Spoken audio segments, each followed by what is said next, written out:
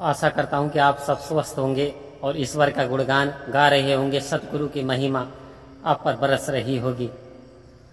तो निकट हो तो सूजत नहीं दीर्घ दीर्घ ऐसी जिंद, निकट हो तो सूजत नहीं दीर्घ दीर्घ ऐसी जिंद, और तुलसी इस संसार को भयो मोतियाबिंद।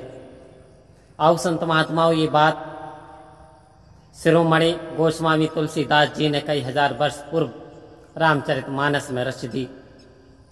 कह रहे हैं ईश्वर इतना पास है फिर भी दिखाई नहीं देता। कह रहे हैं ऐसी आंखों को धिक्कार है जिंद, दिख दिख ऐसी जिंद, यानी धिक्कार है ऐसी आंखों के लिए। आओ संत महात्माओं, तो सारे संसार के लिए ऐसा बोल दिया कि तुलसी इस संसार को भयो मोतियाबिंद। ऐसा लगता है कि इस सारे ही संसार को मोतियाबिंद जैसे कि दिखाई नहीं देता, इंसान को धुंधला दिखाई देना शुरू होता है, ऐसा लगता है। तो आओ संत महात्माओं, ऐसा प्रमाण के साथ संत महात्माओं ने ऐसी रचनाएं क्यों रच दी? आखिर उधर कबीरदास जी ने इसका प्रमाण बड़ी स्पष्ट तरीके से दिया कि पानी बिच मीन प्यासी, पानी बिच मीन प्यासी मोहे सुन सुनावे हासी। आओ संत महात्माओं कह रहे हैं अगर पानी के अंदर, बिच मीन्स अंदर, यदि मीन मछली प्यासी रहती है तो हंसने के अतिरिक्त और भी कुछ नहीं बचेगा। तो संत महात्माओं कह रहे हैं कि ये आत्मा जो परमात्मा में रह रही है और फिर भी ये कहे कि मैं प्यासी हूं, बेचैन हूं, तो आओ संत महात्माओं फिर हंसने के अतिरिक्त कुछ नहीं रहेगा। तो इसी ओर इशारा संत महात्मा देते चले जा रहे हैं कि हमारे चहु और भी निरंकार परमपिता परमात्मा है, यानी इस आत्मा, यह आत्मा परमात्मा में रह रही है। फिर भी यदि इस आत्मा को, इस परमात्मा का एहसास नहीं है, आनंद नहीं है, जीवन में सुकून नहीं है, तो वास्तव में फिर हंसने के सिवा और कोई बात बनने वाली नहीं है। क्योंकि वेद शास्त्र तो साफ साफ कह रहे हैं परमात्मा हमारी बहुत करीब है। हम ही परमात्मा से दूर हैं, बल्कि परमात्मा तो हमारी बहुत ही करीब है। बस बात है जानकारी की। संत महात्माओं, एक माचिस की तिल्ली होती है और माचिस के तिल्ली में आप जानते हैं आग भरी हुई होती है, लेकिन जब तक उस तिल्ली को प्रकट नहीं किया जाता आग को, जब तक वो स्पष्ट दिखाई नहीं देती। यानी माचिस की तिल्ली कुछ नहीं कर सकती जब तक कि उस माचिस के जो खोल है उस पर उसका टच ना कर दिया जाए। जैसे ही टच करते हैं आग प्रकट हो जाती है। आओ संत महात्माओं, संत महात्मा इस ओर इशारा दे रहे हैं जैसे ही सतगुरु हमारे जीवन में आते हैं तो ये जो तीली है, ये जो आत्मा है, सतगुरु से मिल करके परमात्मा अपना मूल पहचान लेती है, यानी परमात्मा को सतगुरु प्रकट कर देते हैं। बिना खाली माचिस कुछ नहीं कर सकती, खाली ये जीव कुछ नहीं कर सकता, अपने आप तो कोई नहीं जान सका।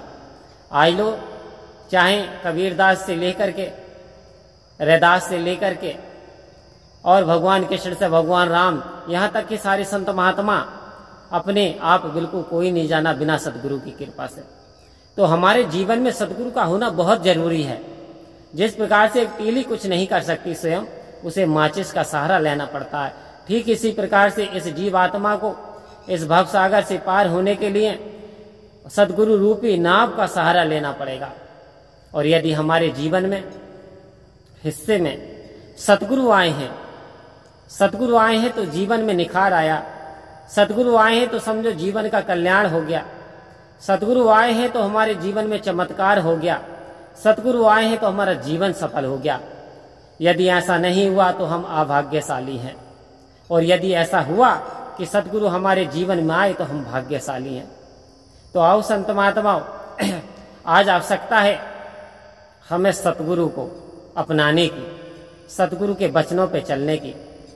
और जब हम सतगुरु के वचनों पे चलते हैं तो ऐसे ही नहीं चल पाते हैं। कहते जापे कृपा राम की होई, तापे कृपा करे हर कोई।